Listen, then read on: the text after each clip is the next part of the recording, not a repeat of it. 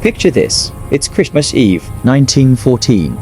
You're a young British soldier, barely 20 years old, crouched in a freezing, mud-filled trench in Belgium. For months, you've been shooting at men you've never met, watching your friends die in the most horrific ways imaginable. The sound of artillery fire has become the soundtrack to your nightmares. You haven't seen your family in what feels like a lifetime. You're cold, you're hungry, and you're terrified that tomorrow might be your last day on Earth. But then, as darkness falls on December 24th, something impossible happens, something that would shock the world and make generals on both sides absolutely furious. Something so extraordinary that if it happened in a movie, you'd say it was too unrealistic to believe. From the German trenches, just 100 yards away, the same trenches you've been trying to destroy for weeks, you hear singing, not battle cries, not threats, but Christmas carols. Still Nacht, Heilige Nacht, Silent Night, Holy Night. And what happens next would become one of the most beautiful and heartbreaking moments in human history. This is the story of the Christmas Truce of 1914. The enemies became brothers, if only for a few precious hours. To understand just how miraculous the Christmas Truce was, you need to understand the absolute hell these men were living through. When World War I began in the summer of 1914, everyone thought it would be over by Christmas. The generals promised their soldiers they'd be home in time for Christmas dinner. Young men across Europe rushed to enlist, terrified they might miss out on what they thought would be a grand adventure, a chance for glory that would last just a few months. They had no idea what was waiting for them. By December 1914, the Western Front had become a 400-mile-long scar across Europe, stretching from the Swiss border all the way to the English Channel. Millions of men were trapped in an endless maze of trenches, ditches in the ground that became their homes, their prisons, and for hundreds of thousands, their graves. Life in these trenches was beyond anything these soldiers could have imagined. Picture living in a ditch about 7 feet deep and 6 feet wide. The walls are made of sandbags that are constantly falling apart. The ground beneath your feet isn't solid, it's mud. Not regular mud, but a thick, freezing, sucking mud that could literally swallow a man whole if he wasn't careful. Soldiers told stories of men falling into shell holes filled with mud and drowning before their friends could pull them out. The smell was indescribable, decomposing bodies, both human and animal, rotting in no man's land because it was too dangerous to retrieve them. Human waste because there were no proper toilets. Poison gas lingering in the air. The stench of infected wounds because medical care was primitive and often days away. One soldier wrote home, "The smell is so bad that we tie cloth soaked in perfume around our faces, but nothing helps. You can taste death in every breath." The rats were everywhere. Not normal rats, these were monsters. Some as big as cats, grown fat on human corpses. They would crawl over sleeping soldiers at night, searching for food. They'd eat anything: rations, leather boots, and worse. One British officer wrote in his diary, "Last night, a rat ran across my face while I slept. I woke up screaming. No one even looked over. That's just normal life here now." Then there were the lies. Every single soldier had them. Thousands of them, living in the seams of their uniforms, fighting constantly, spreading disease. Soldiers would spend hours running candle flames along the seams of their clothes, hearing the lice pop and sizzle, knowing that within days, there would be thousands more. And the cold December 1914 was brutally cold.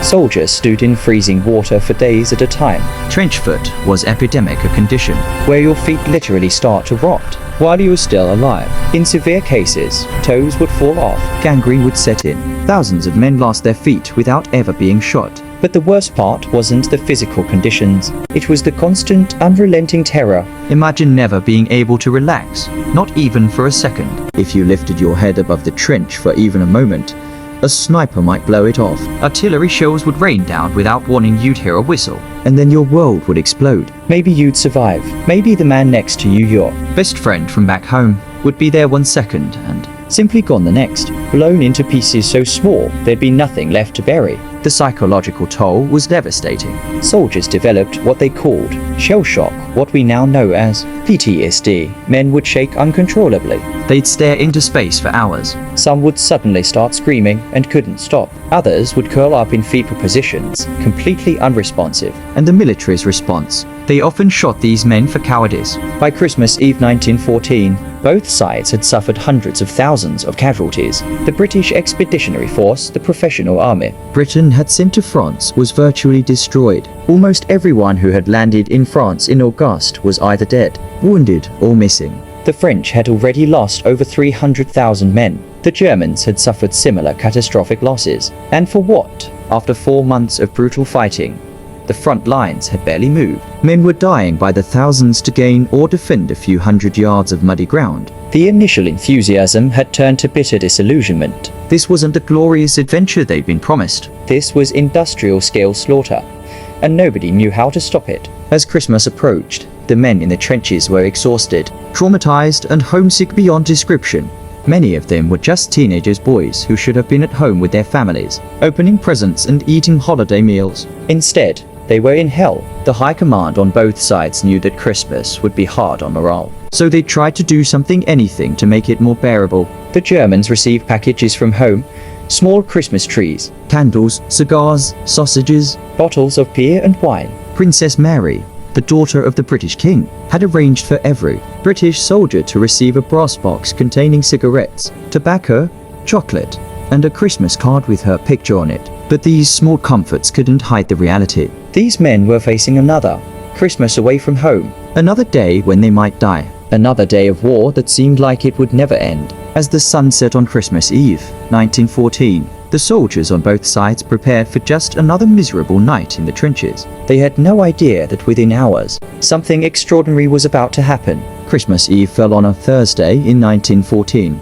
as darkness settled over the Western Front. The usual sounds of war, the crack of rifle fire, the distant boom of artillery began to die down. It wasn't an official ceasefire. There was no order from headquarters. It just happened, almost like the war itself was exhausted. Along certain sections of the British line in Belgium, soldiers noticed something odd. Small lights began appearing along the German trenches. At first, the British thought it might be some kind of trick or preparation for an attack. Soldiers grabbed their rifles and peered nervously over the sandbags. But these weren't muzzle flashes or signal flares. They were Christmas trees. The Germans were placing small evergreen trees along the parapets of their trenches and decorating them with candles. Captain Sir Edward Hulse of the Scots Guards later wrote, "I was standing on the fire step when I saw lights appearing all along the German trenches. My first instinct was to order the men to prepare for an attack, but then I realized they were candles. Christmas candles. The Germans were celebrating Christmas, and then came the singing.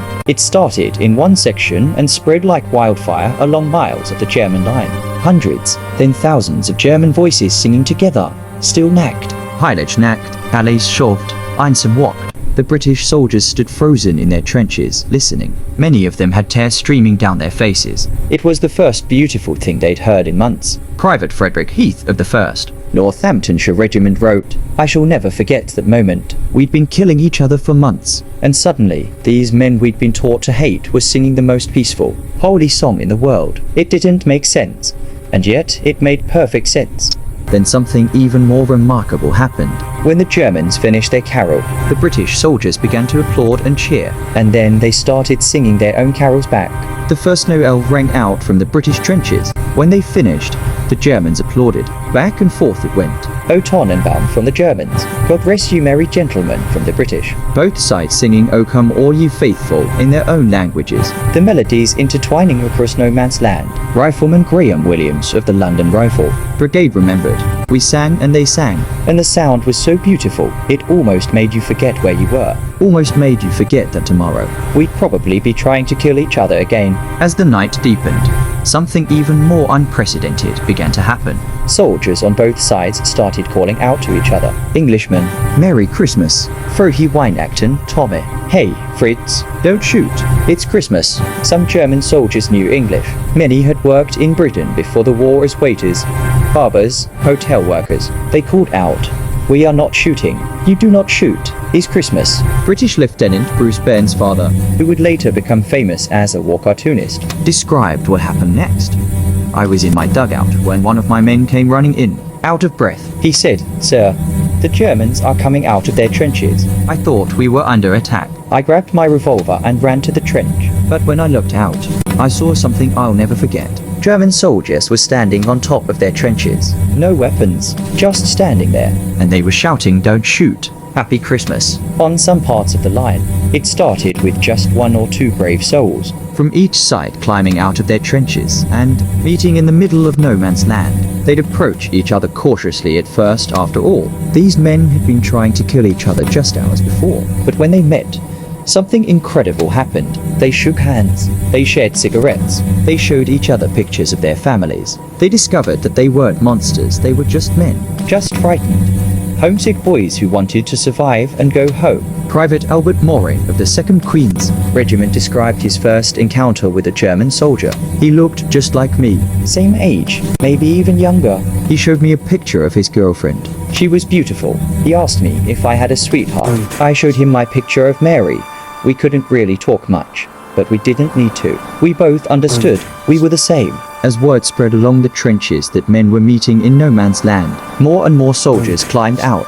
Soon, hundreds of men from both sides were mingling in the cratered, corpse-strewn ground between the trenches, ground that just hours before had been considered certain death to enter. Christmas Day 1914 dawned cold and foggy, and across miles of the Western Front, one of the most extraordinary events in military history continued to unfold. Christmas morning revealed a sight that would have seemed impossible just 24 hours earlier. All along significant stretches of the front line, hundreds, possibly thousands of British and German soldiers were mingling freely in no man's land. The first order of business, grim as it was dealing with the dead. Between the trenches lay bodies, men who had been killed in recent fighting and couldn't be recovered because of constant gunfire. They'd been lying there for days, sometimes weeks. Both sides had been haunted by the sight and smell of their fallen comrades, rotting in the wasteland between the lines. Now, working together, British and German soldiers began retrieving the bodies. They dug graves in the frozen ground, held joint burial services, and gave these men the dignity they deserved. German soldiers would stand at attention as British chaplains said prayers over British dead. British soldiers would bow their heads as German soldiers were laid to rest. Lieutenant Johannes Niemann of the 133rd Royal Saxon Regiment wrote, "We buried them side by side, British and German together." The chaplain said, "Here lie brave men, enemies in life, but brothers in death." I saw hardened soldiers crying like children. But the Christmas truce wasn't just about somber duty. As the day went on, something remarkable happened. The soldiers began to enjoy themselves. For the first time in months, they could relax. They could stand up straight without fear of a sniper's bullet. They could laugh without worrying about giving away their position. Soldiers exchanged gifts and souvenirs. Germans gave the British cigarettes, chocolate, and bottles of beer. The British shared their bully beef, jam, and the contents of Princess Mary's gift boxes. Buttons were cut from uniforms and traded. Addresses were exchanged with promises to write after the war. One British soldier wrote home, "I now have a German officer's button in my pocket." He gave it to me and took one of mine. He said after the war, "We should meet in London and have a drink." Imagine that, having a beer with the man who was shooting at you yesterday. Someone produced a football, a soccer ball, and spontaneously, soldiers from both sides organized matches right there in no man's land. The most famous game took place between the 133rd Royal Saxon Regiment and a Scottish regiment. The Germans won 3-2. Though accounts of the score vary, the makeshift field was shell-crated ground. The goals were marked by coats and helmets, and the ball was an old, worn-out thing that barely held air. But for those men, it was the best game they'd ever played. Lieutenant Kurt Ziemisch of the 134th Saxons wrote, "Never in my life have I played football on stranger ground. We laughed until our sides hurt. For a few hours, we forgot we were at war. We were just young men playing a game." The scene repeated itself along different parts of the front. Here, soldiers posed for photographs together, German and British standing arm in arm, smiling. There, a German barber who'd worked in London before the war gave haircuts to British soldiers. In another spot, soldiers held impromptu concerts, with one side performing and the other applauding. German Lieutenant Heinrich Maas described the scene. "It was the most peculiar thing. We stood together, shared food, told jokes well, tried to with the language barrier, and for a little while, we weren't enemies. We were just men who wanted to live." Some soldiers used the truce to improve their living conditions. They made arrangements about where not to shoot, helped each other repair damaged trenches, even worked out informal agreements about water collection, times when neither side would fire. But perhaps the most profound moments came in the quiet conversations between individual soldiers, men who had been dehumanizing each other for months, suddenly saw the humanity in their enemy's eyes. Private Percy Jones of the 1st Battalion Welsh Regiment had a conversation he never forgot. I met a German soldier named Hans. He'd been a teacher in Hamburg. We talked for over an hour. He told me about his wife, his little daughter, who was just 2 years old. He hadn't seen her since July. He showed me her picture. She had blonde curls and a big smile. He started crying. He said, "I don't want to kill anyone. I just want to go home to my little girl."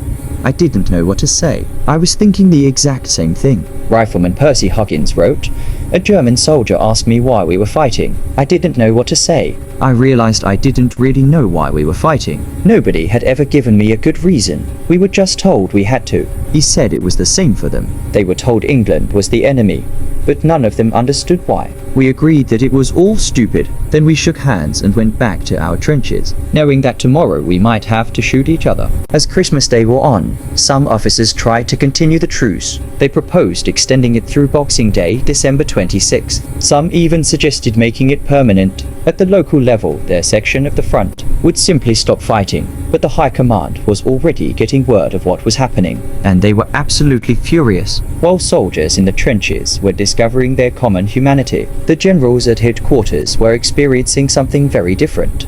Panic.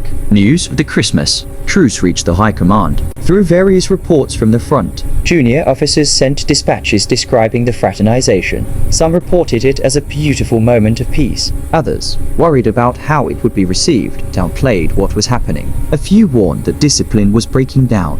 The response from the top was swift and unequivocal.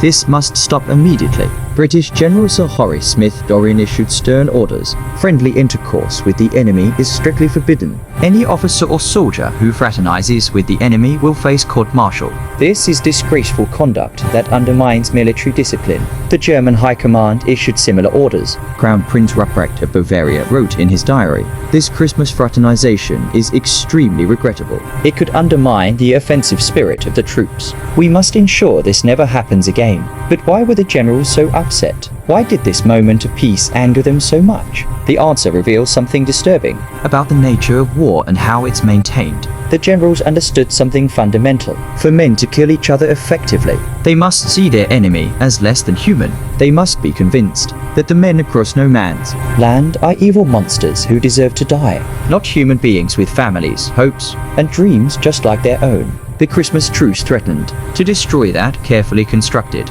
dehumanization. Once soldiers saw their enemies as regular men, once they'd shaken hands, shared food, laughed together, how could they be expected to shoot them the next day? How could they summon the hatred necessary to kill someone who'd shown them pictures of his children? Lieutenant John Wedderburn Maxwell wrote about this exact dilemma. "After yesterday, everything has changed. I know now that the Germans in those trenches are just like us. They don't want to be here any more than we do. How can I order my men to kill them now? How can I justify it? Military discipline depends on obedience. Soldiers must follow orders without question, even orders to charge into machine gun fire, even orders to kill." But the Christmas Truce proved that soldiers could think for themselves, could choose peace over violence, could disobey the fundamental command of war, kill the enemy. This terrified the generals. If soldiers on both sides realized they had more in common with each other than with their own leaders, if they understood that the enemy wasn't the man in the opposite trench with the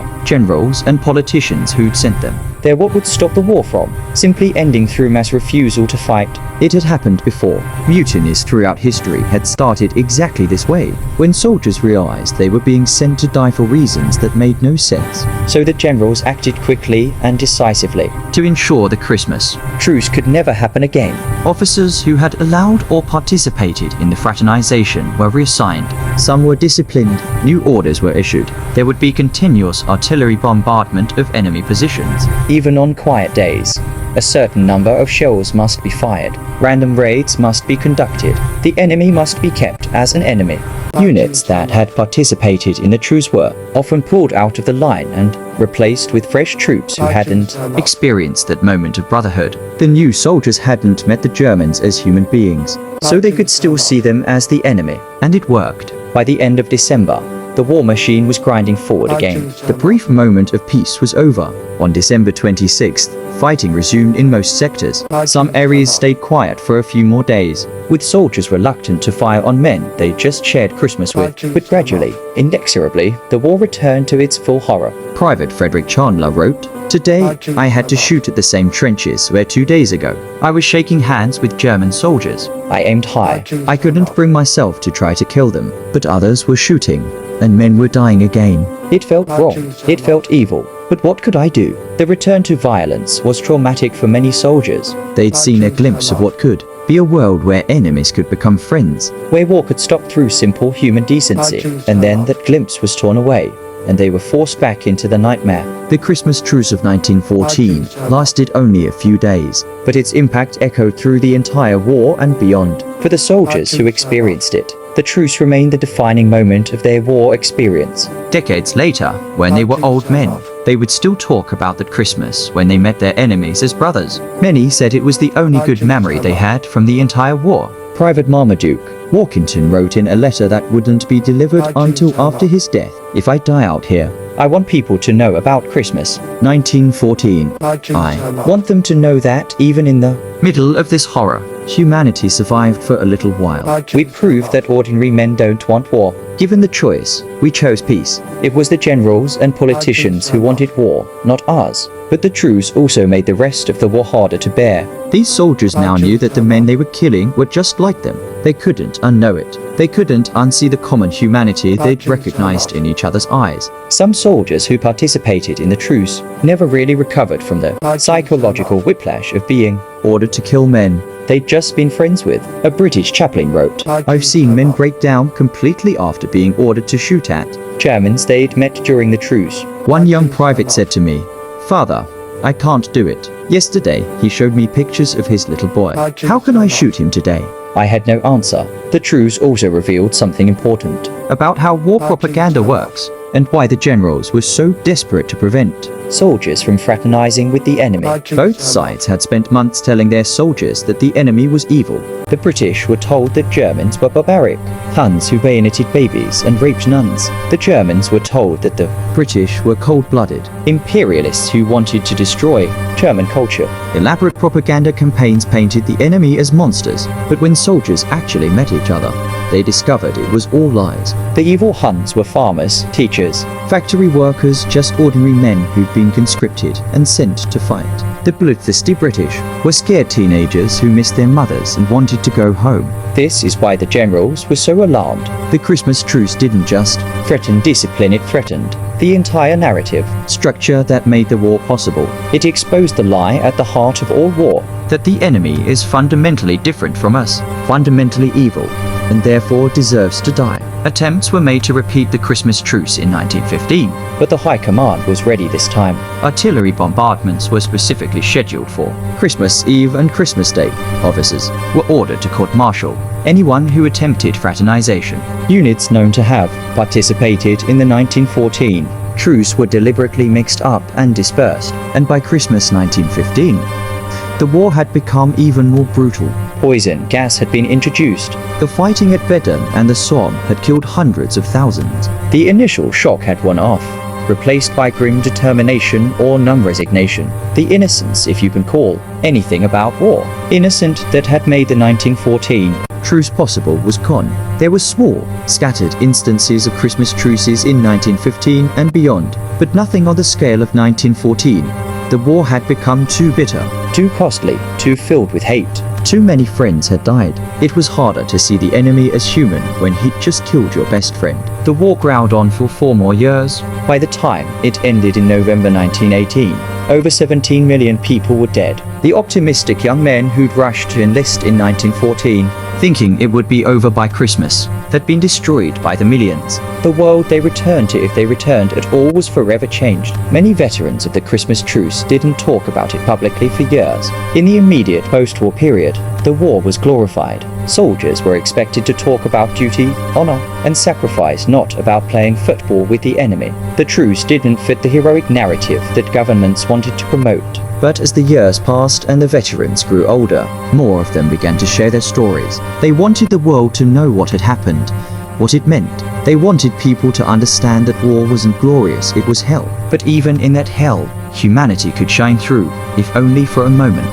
So why does the Christmas Truce of 1914 matter today, more than a century later? Why should we care about something that happened so long ago? Because the lesson of the Christmas Truce is timeless and more relevant now than ever. The truce proved something profound, that ordinary people, left to their own devices, will choose peace over war. When soldiers were given the chance, when the propaganda was stripped away and they could see each other as human beings, they chose friendship over enmity. They chose life over death. It was only when authorities intervened, when generals issued orders, when the war machine reasserted control, that violence resumed. The Christmas Truce shows us that war isn't natural or inevitable. It's a choice made by people in power and imposed on ordinary people who would rather live in peace. Think about how relevant this is today. We live in a world of increasing division, where we're constantly told to fear and hate the other. Pick your example: political divisions, ethnic tensions, religious conflicts, nationalism. We're bombarded with messages telling us that people who are different from us are dangerous, evil, undeserving of empathy. But the Christmas Truce teaches us that when we actually meet our enemies, when we talk to them and listen to their stories, we usually discover they're just people with hopes and fears and loved ones, just like us. People who aren't so different after all. The soldiers of 1914 were told that their enemies were monsters, but when they met them face to face, they discovered friends. Isn't that exactly what happens in our own lives? How often have you been taught to fear or distrust some group of people, only to discover, when you actually met them, that they were wonderful human beings? The Christmas Truce also teaches us about courage, real courage, not the kind celebrated in war movies. It took tremendous courage for those first soldiers to climb out of their trenches on Christmas Eve. They risked being shot. They risked a punishment from their own officers. They defied everything they'd been ordered to do. But they did it anyway, because their humanity was stronger than their fear. That's the kind of courage we need today. The courage to reach out to people we're told are our enemies. The courage to question the narratives we're fed about who we should fear or hate. The courage to see the humanity in everyone, even especially in those we're told are fundamentally different from us. There's another lesson here about the power of simple human connection. The Christmas Truce didn't happen because of grand political negotiations or diplomatic treaties. It happened because one group of soldiers started singing Christmas carols, and another group responded. Small gestures of shared humanity sparked something that spread across hundreds of miles of front line. Never underestimate the power of simple kindness, of reaching out, of treating others as human beings. You never know what might result. One act of kindness can inspire another, and another, creating ripples that spread far beyond what you can see.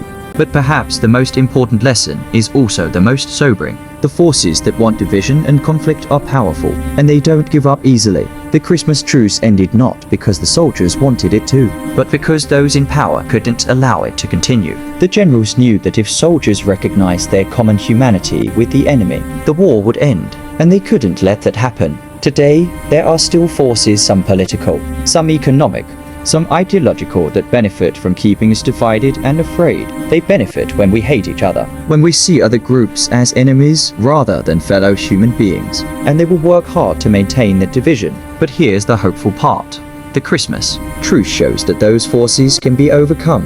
For a few precious days in 1914, ordinary soldiers defied the entire military machine and chose peace. They proved it was possible. If they could do it in the middle of the worst war the world had ever seen, then surely we can do it in our own lives and our own time. In Frelinghien, France, there's a memorial to the Christmas Truce. It features a sculpture of a British and German soldier shaking hands across barbed wire. The inscription reads, "They were enemies, then they were friends, then they were enemies again." That simple progression tells the whole tragic story, but it also contains a note of hope. If enemies can become friends, even briefly, then lasting peace is possible. It's not inevitable, and it requires work, but it's possible. Many of the men who participated in the Christmas Truce didn't survive the war. The German soldier who shared his Christmas bread with a British private might have been killed at Verdun. The British lieutenant who played football with German soldiers might have died at the Somme. The Saxon who showed pictures of his daughter to his enemies might have been gassed at Ypres. They died in a war that accomplished almost nothing. The borders in 1918 were almost exactly where they'd been in 1914. millions, died to move lines on a map a few miles in one direction or another. When you look at it that way, the whole thing seems insane. But for one day, for one beautiful, impossible day, these men created something meaningful. They showed the world what's possible when we choose humanity over hatred, when we see our common bonds rather than our differences. Their story deserves to be remembered and told again and again, because it's a story that gives us hope. In the darkest circumstances imaginable, humanity prevailed. Love proved stronger than hate. Peace emerged from war. We owe it to those soldiers, to all the young men who died in that awful war to remember what they showed us. We owe it to them to build the kind of world they glimpsed at Christmas Day. A world where enemies can become friends, where understanding replaces hatred, where we recognize that we have more in common with people across borders than we have dividing us. The Christmas Truce of 1914 lasted only a few days, but its message is eternal. Peace is possible. Understanding is possible. Friendship is possible, even between enemies. It reminds us that the divisions between us, national, political, religious, ethnic, are often artificial constructs created and maintained by those in power. When we strip away the propaganda and the rhetoric, when we meet each other as human beings, we usually discover that we're all fundamentally the same. We all want safety for our families. We all want to live lives of dignity and purpose. We all hope for a better future. The soldiers who participated in the Christmas Truce knew this. They experienced it firsthand. Many of them carried that knowledge with them for the rest of their lives, through all the horror that came after. The last known survivor of the Christmas Truce was Alfred Anderson, a Scottish soldier who died in 2005 at the age of 109. Before he died, he gave interviews about his experience. He said, "I remember the silence, the eerie sound of silence. Only the guards were on duty. We all went outside, and there was not a shot fired. I shall never forget it." When asked if he had a message for future generations, Anderson said, "War is terrible. No matter what country you're from, no matter what uniform you wear, no good comes from it." The Christmas Truce showed us that we didn't have to be enemies. We chose it, even if just for a day. We chose peace. I wish we'd chosen it forever. That's the final lesson of the Christmas Truce. Peace is always a choice. It's a choice we can make every day, in small ways and large. We can choose to see the humanity in others. We can choose understanding over judgment. We can choose connection over division. The soldiers of Christmas 1914 made that choice, even when everything around them was pushing them toward hatred and violence. They showed us it's possible. Now it's our turn.